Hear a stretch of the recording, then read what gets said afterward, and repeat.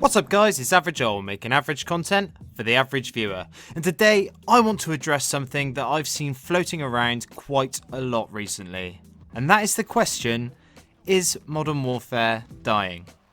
Now, I'll start off by saying that we have seen that Activision has posted some numbers stating that Modern Warfare is the most played Call of Duty in this generation. Not only that, but in its opening week it outsold every single other Call of Duty within this generation.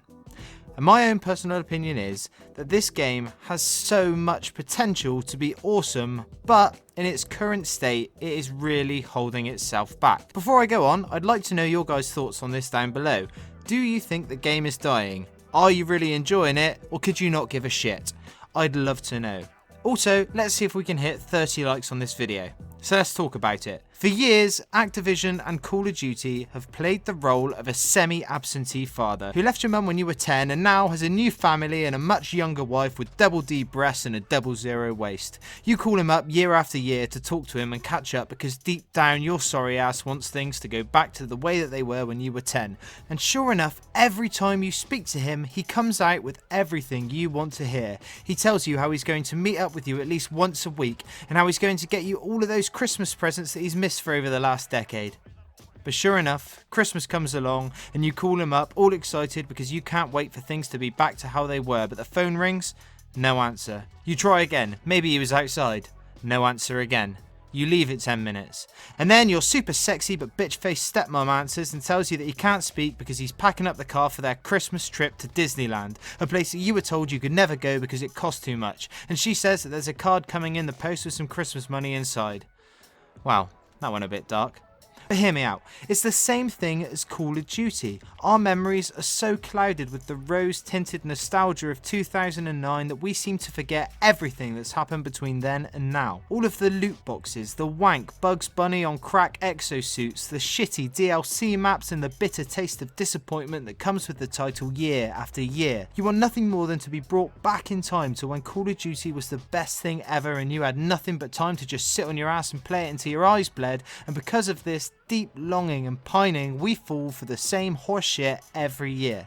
Now, I will say that I gave COD a few years off just after Advanced Warfare. It had just gone in a direction that no longer excited me. I dabbled in World War II for a couple of months, but soon found out that the map design was so horrific that I just couldn't get behind it. So I went back to Battlefield before jumping on the Battle Royale bandwagon like every other fucker, and then when Black Ops 4 was announced, I felt that 10-year-old excitement boil up in my guts and I couldn't wait to get my hands on it. I bought into the whole thing. No loot boxes? Great. Boots on the ground? Count me the fuck in. I thought that this just might be the year that COD wins back my heart. But then, after a few months, we got introduced to the new Battle Pass system, taking up hours upon hours of gameplay to even get anywhere. And then, just when you thought it couldn't get any worse, you guessed it, loot boxes. New weapons come out? Awesome. But shit, I've got to spend a fuck ton of money or hours worth of grinding, and ultimately it just boils down to gambling. Call of Duty had let me down again. I slammed down my controller in a rage, frothing at the mouth, tears streaming down my face. Why do I keep falling for this bullshit? I'll never play Call of Duty again, for as long as I live. That was my vow. But then, a ray of light shone on the horizon. A dove flew through my window holding an olive branch. Etched into that olive branch 2 words: Modern Warfare. Now, of course, I was skeptical. You know the saying, fool me once, shame on you. Fool me once a year for a whole fucking decade, then maybe you've changed and it will all be okay this time. As the months ticked by waiting for Modern Warfare to release, everything that I heard about this game seemed to be absolutely perfect. Getting rid of the strict 3-lane system for more non-linear maps, the return of power position in these maps, free maps and weapons for everyone, crossplay, a return to a realistic, gritty setting that was making pussy SJW journalists cry because it was too fucking dark. This seemed to be the game that I was waiting for. Maybe this year Infinity Ward could do it. Maybe my love for the franchise was going to be restored, and maybe, just maybe, Dad would dump that bitch of a stepmom and move back home. Okay, well that's about as far as I'm going to take that metaphor now, I promise. Now I realise that the way I'm talking sounds like I'm getting ready to go to town on Modern Warfare and say that it's an absolute pile of cat sick that a dog ate and then threw up into a butcher's bag of offal, but in all honesty, I don't think that I was completely fooled this time around. Modern Warfare has a lot of features and parts to it that I actually really like. The gunplay feels weighty and satisfying, the gunsmith and customization is the best I've ever seen in a Call of Duty. The crossplay works flawlessly, and with everyone getting all the content at the same time without the need to pay for a season pass or fight with console exclusivity, it's bloody amazing. So why is it that so many people are complaining and quitting the game? Why is it that something just doesn't sit well with the hardcore fans? And most importantly, why does Joe Secort have such a massive hard-on for noobs? Well, personally, I think it boils down to a number of things that I want to discuss. Firstly, I feel like we have to address the interview. For those of you who don't know, Joe Secort is the co-design director and former multiplayer designer of Infinity Ward. And just before the release of this game, he said in an interview that he made this game with, and I quote, safe spaces in mind for the lower skilled players. Now, on the face of things, when this was first said, I didn't think too much about it. I mean, I'm an adult, and I'm fully aware that for a game to succeed and draw in new and returning players, you couldn't just have them going 2 to 34 every game without them uninstalling the game and going straight back to Fortnite. I thought that maybe what he was saying was that there was going to be things in place that would lower the skill gap, like we have seen in the past with other games, essentially just giving the noobs free kills. But instead what we got was an overpowered M4 and 7.25 shotgun that could be run fully loaded with little to no consequence, more dimly lit corners than a seedy back alley strip club, a plague of claymores and proximity mines that makes God's plagues of locusts and frogs seem tiny, and Piccadilly. Fucking Piccadilly. Enemy at the buses! Oh, yeah, cool, thanks, boss. I'll just check every single one of the 30-odd fucking buses on this map and end up getting beamed by some twat led down in a corner, sorry, safe space, and rinse and repeat this cycle until I'm at a point where I want to gouge my eyes out with a rusty soup spoon. And yeah, I get it.